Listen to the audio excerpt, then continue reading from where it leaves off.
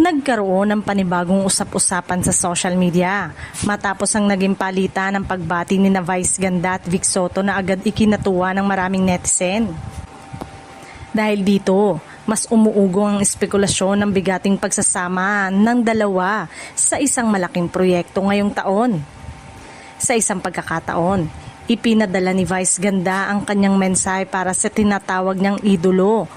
Anya, may babatiin lang ako, yung idol ko. Hi bossing Vic Soto, I love you.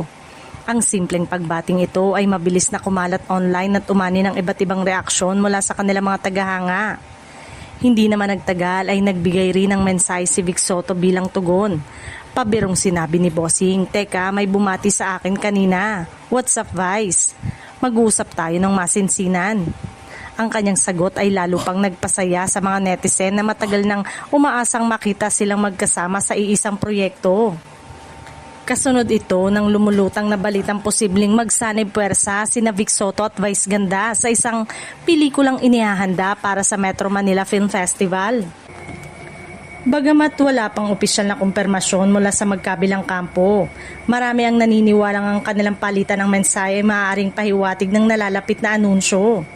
Kung matutuloy ang naturang proyekto, ito ang isa sa pinakaaabangang tambalan sa MMFF dahil sa unang beses na magsasama sa isang pelikulang dalawang pinakamalaking pangalan sa Philippine comedy at entertainment.